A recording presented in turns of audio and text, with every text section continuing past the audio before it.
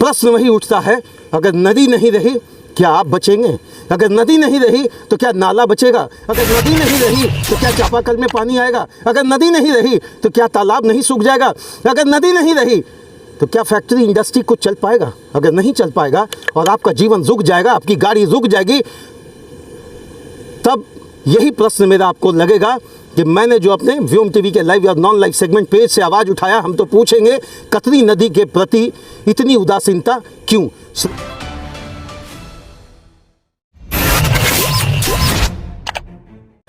नमस्कार।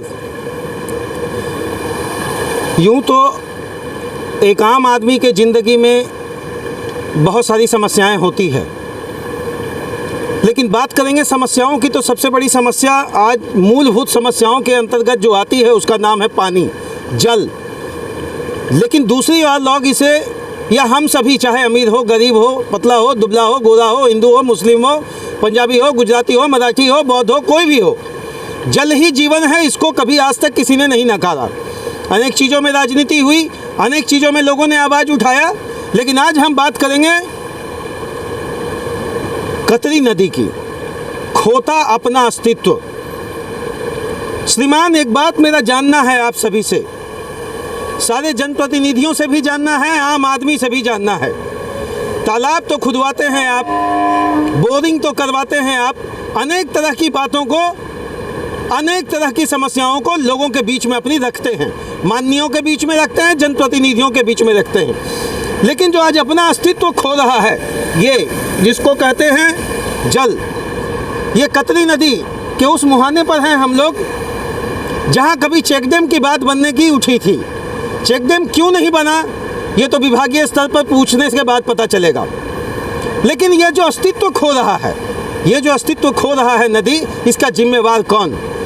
कहीं वन विभाग की लापरवाही तो नहीं, कहीं रोड कटाई के नाम पर तो कुछ नहीं, कहीं अतिक्रमण के कारण तो नहीं, या फिर एक बात और हम कहेंगे कि आज हर कोने कोने में भूमि माफिया अपना वर्चस्व दिखा रहे हैं और अतिक्रमण नदी के भी मुहानों को कर रहे हैं। मेरा बस एक प्रश्न है जानना कि यही नदी जिस पर पूरा कतरास, यही नदी केवल कतरास ही नहीं, जहाँ से यह बहकर निकलती है और जहाँ तक को ये जाती है दामोदर में मिलने, सभी लोग इस पर निर्भर हैं। ये बात और है कि सभी के पास चापाकल नहीं, सभी के पास नाला नहीं होगा, सभी के घर में कुआं नहीं होगा, लेकिन आम आदमी यहाँ पर आते हैं, नहाते हैं, कपड़ा धोते हैं यहीं पर, और अंततः इसी पानी को लेकर जाते हैं और घर में पीते हैं। 81 विधानसभा है हमारे झारखंड में, लेकिन 81 विधानसभा के अंतर्गत जो मैंने देखा, एक बात, केवल माननीय सरजू राय जी ने दामोदर बचाओ अभियान स्टार्ट किया, केवल माननीय सरजू राय जी ने। बाकी विधायक क्यों मौन हैं, बाकी सांसद क्यों मौन हैं, मेरा ये जानना है।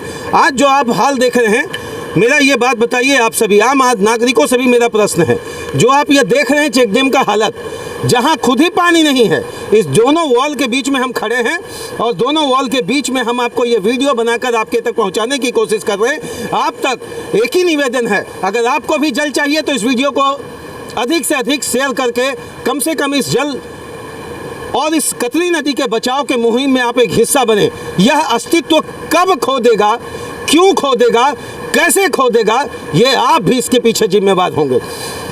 आसपास आप देखेंगे तो कतरी नदी के संरक्षण के लिए कुछ नहीं किया गया, कुछ नहीं किया गया। यहाँ तक कि शमशान, यहाँ तक कि मुर्दा घर, उनके लिए भी कुछ योजनाएं नगर निगम के पास आई, ग्राम पंचायत के पास आई, उस पर क्रियान्वयन हुआ, बड़ा तेजी से काम हो रहा।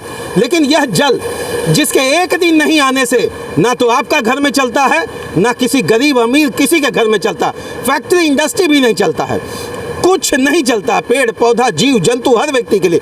इसके संरक्षण के लिए किसने आवाज़ उठाया? और आवाज़ अगर नहीं उठा तो जिम्मेवार कौन? हम तो पूछेंगे कि अपने सेगमेंट से यही जानना हम चाहते हैं, खोता हुआ कतरी नदी का अस्तित्व का जिम्मेवार कौन है? अगर कमेंट बॉक्स में आप लिखकर बता सकते हैं तो मैं डंके की चोट पर कह रहा हूं, इस बात को जहां तक हो सकेगा पहुंचाने की कोशिश करूंगा।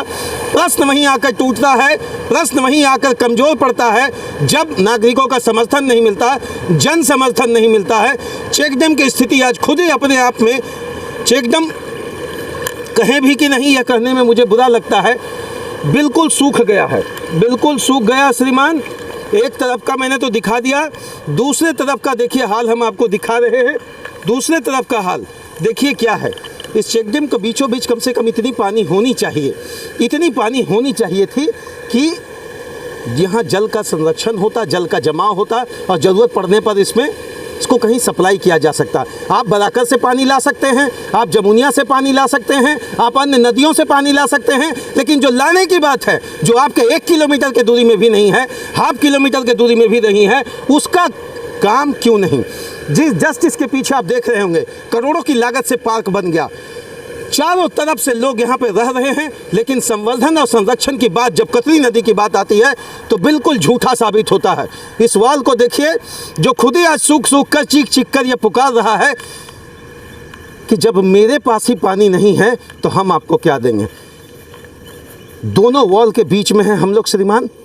बस प्रश्न वही उठता है, अगर नदी नहीं रही क्या आप बचेंगे? अगर नदी नहीं रही तो क्या नाला बचेगा? अगर नदी नहीं रही तो क्या चापाकल में पानी आएगा? अगर नदी नहीं रही तो क्या तालाब नहीं सूख जाएगा? अगर नदी नहीं रही तो क्या फैक्ट्री इंडस्ट्री कुछ चल पाएगा? अगर नहीं चल पाएगा और आपका जीवन रुक जाएगा, आपकी गाड़ी रुक जाएगी, तब यही प्रश्न मेरा आपको लगेगा कि मैंने जो अपने व्योम टीवी के लाइव और नॉन लाइव सेगमेंट पेज से आवाज़ उठाया, हम तो पूछेंगे कतरी नदी के प्रति इतनी उदासीनता क्यों? मैंने तो मुहिम अपना छेड़ रखा है। माननीय सरजू राय जी को करवत तरीके से सलाम करेंगे, ये नहीं कि किसी पॉलिटिकल पार्टी से हैं या उन्होंने जल की महत्वता को समझा और दामोदर के बचाव के लिए आगे आए। जय हिंद श्रीमान। बस एक अनुरोध, अगर आपको लगता है कि आवाज़ बिल्कुल सही है तो इस मुहिम में कम से कम वीडियो को शेयर कर अपना हिस्सा जरूर दें।